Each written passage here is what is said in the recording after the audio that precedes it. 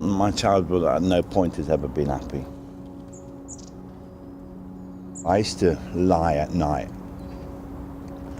wishing that I was adopted and that my parents were going to come fetch me and take me away from this shit.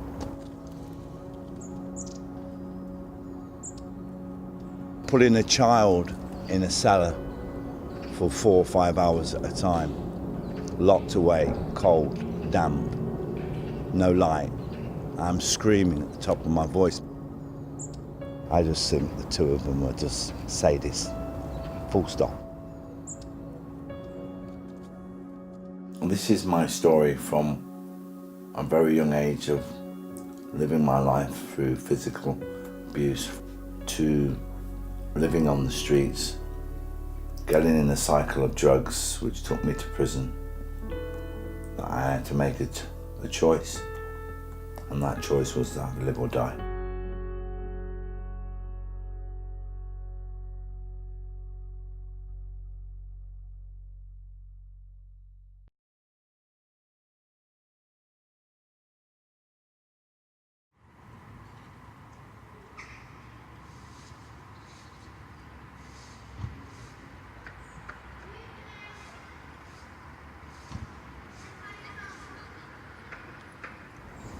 I first ran away at the age of 10.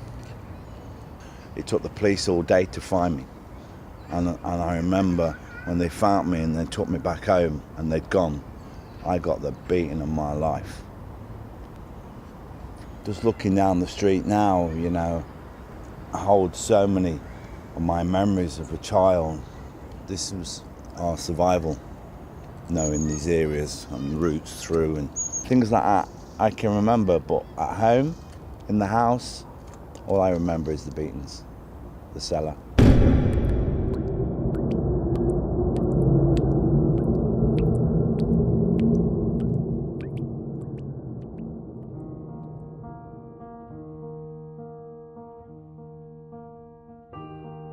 How this all came about, you know, me being on the streets, was a build-up of at school where I used to get bullied by the kids and beaten up before I'd go into class. I was quite glad, you know, when I got expelled from the school, because I knew then I didn't have to run that gauntlet and I wasn't going to get any more beatings. I remember coming home and I think I sat in the backyard for about an hour, 2 hours, just petrified to go into the house and tell her. And when I told her, she gave me the biggest whack across the face and said, "You're no good." And my sisters were in the house watching this all happen, and my sister's boyfriend. And she turned around to my sister's boyfriend and said, "Michael, throw him out of the house."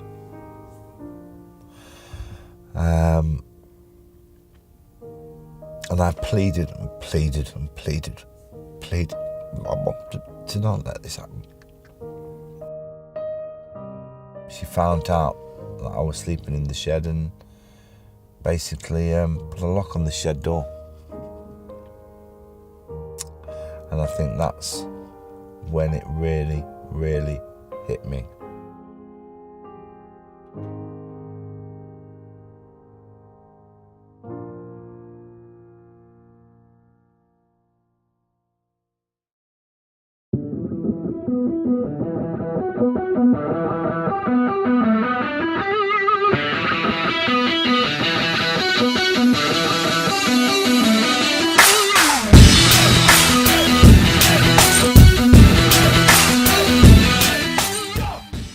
My first birthday and Christmas I spent here, in this house.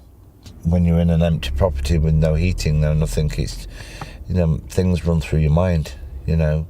Another reason for getting into the drugs, because it was very scary, and it took you away for a bit of a time. I was ashamed of taking the drugs, but I got into that cycle and I couldn't get out of it. These houses here, one of them used to be a crack house. There's a couple of the houses here where we used to go in and use needles and stuff. And the more I got into the drugs, the more violent I became. I was pushed over the edge. I was at that point. Then got caught by the police, sent me to prison. Loved to play table tennis. I like to think I was a very good table tennis player. And we used to always play, and I remember one day playing a lifer called George. You know, I didn't really know anything about George, and I beat him.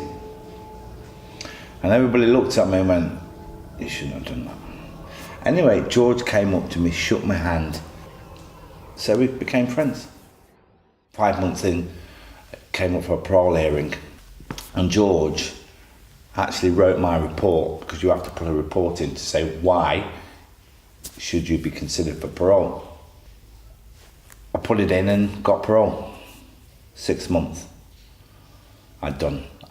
Went back to the cell, told George, and he come up to me in no uncertain terms and said to me, whack, straight across the face. He said, "Let me tell you, if you ever return here again, you're a dead man. This is not for you. Please hear what I'm saying to you right now." And I can still feel my jaw, you know, with the slap, because it was a slap. Yeah.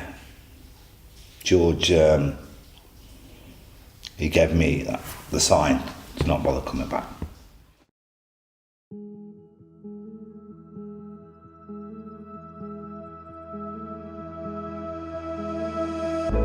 I didn't want to be frightened anymore. I didn't want to be bullied anymore. I felt that I needed to do something, because if I didn't, you know, I think the streets would have taken me. When coming off drugs, especially heroin, you know, the withdrawals can be lethal. I locked myself in a room, shaking, puking, sweats. And when I come through that was it. I said, there's no way I'm going through that again. So I just became fixated with training 2 or 3 times a day, 7 days a week.